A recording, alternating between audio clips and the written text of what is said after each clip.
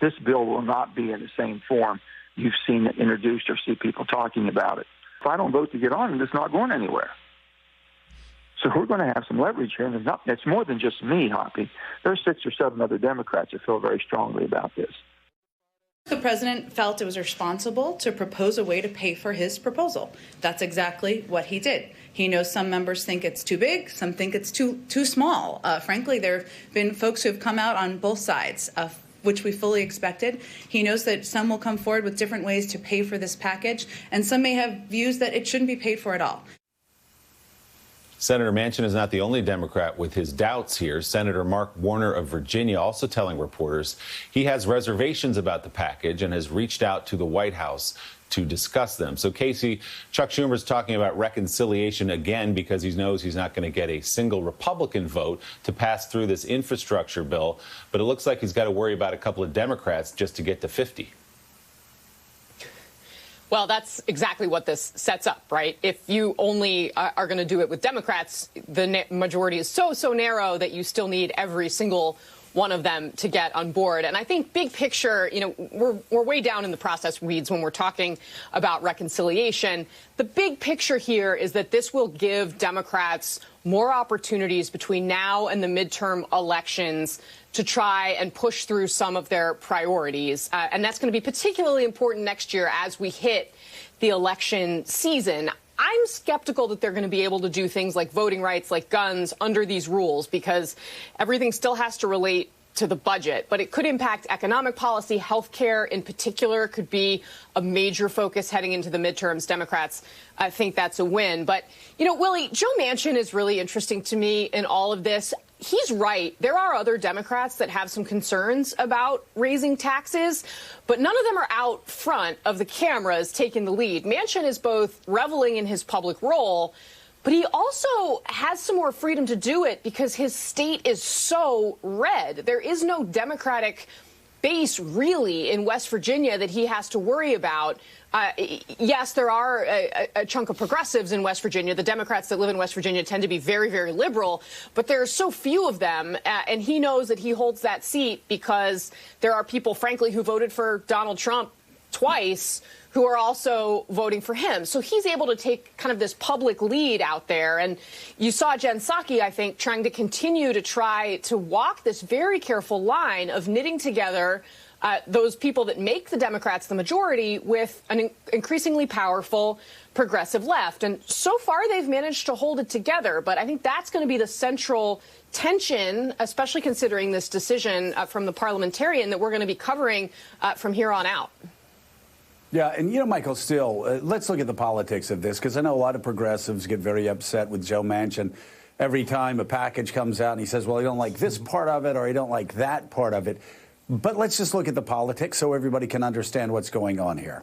There are a lot of Democrats that may have concerns about a bill. Maybe they don't want the corporate rate to go up to 28. Maybe they only want it to go up to 25. But they don't want to get out front for a lot of political reasons. If you're Kirsten Sinema, maybe you're balancing things. If you're Mark Warner, if you're former Governor Hickenlooper, you may not be as comfortable getting out and saying that, crossing the president, upsetting your base. So when Joe Manchin does that, coming from a state that Donald Trump won with 68% of the vote, it's good for everybody. It's good for Manchin in West Virginia to prove that prove his conservative bona fides and prove that, hey, listen, I can be a Democrat and still represent this very red state. But also Manchin's doing a service for, a handful of Democrats who don't want to get out in front of him. I guarantee you, like he said, in this case, he's speaking for 4, 5, 6, maybe 7 other Democrats who are feeling the same way that he's feeling, but can't say it out loud. So when Manchin does this, it's really, in a lot of cases, a win-win for everybody. It is, except for the administration, which has the political problem and the obvious sort of kind of view of this from that perspective. But you're right. I think he is sort of the front man for that chorus of 6 or 7 Democrats some of whom are likely up next year. And given what the battle for the Senate would look like between Republicans and Democrats, as little exposure as possible to those Democrats who may be in purplish states, the better. But for the administration, there's the broader problem of being sandwiched now between the filibuster and reconciliation.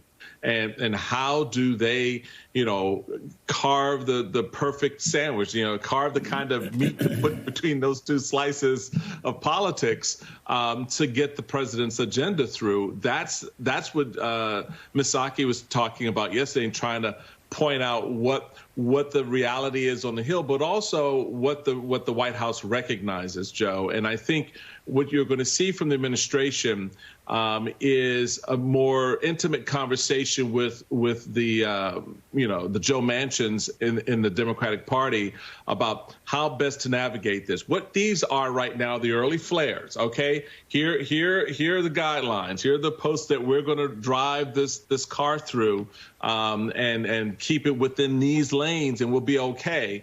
We're going to see how much the administration is able to widen that lane a little bit to give the president the kind of flexibility that he's ultimately going to need. But right now, Joe Manchin is behind the wheel. He knows it. And the 6 or 7 other Democrats in the back of the car, they ain't saying much to stop the way he's driving. So, Jonathan Lemire, what's the White House's plan to widen that lane even further by pointing out that in Republican states across the country, they do, same as a lot of Democratic states, have a need for new roads, rebuilt bridges, airports, broadband? What's their plan to address it directly, the nucleus of the infrastructure bill, to Republicans specifically? Well, there's always been, Mike, this idea that infrastructure should be a bipartisan issue because Republicans and Democrats alike say that's what they want. They realize that's important. And in reality, it's been very hard for these two parties to agree on just about anything, and that includes infrastructure. But the White House plans to go about it this way. First of all, much like they did with the COVID relief plan, they're going to point to public polling that suggests just how popular this idea is with Republican voters, even if Republican lawmakers are reluctant. We know not a single member of the GOP voted for the $1.9 trillion COVID relief plan, but it polls extremely well with Republicans across the country, regular people. They're going to use that tack again to suggest, to put pressure on it and to say, look, this can be a bipartisan bill. Look at the support we're getting. They're also giving themselves more time.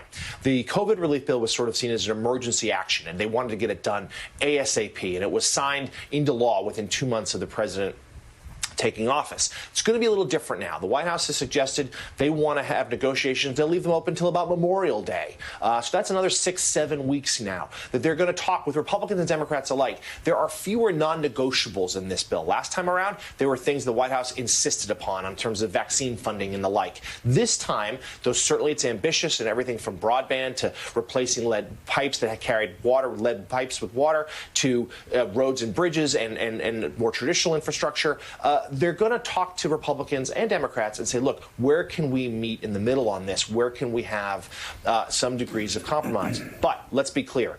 At the end of the day, if needed, they will forge forward on their own. They want to get this done at some point over the summer. That's the timetable the White House is mapping out with Leader Schumer, with Speaker Pelosi.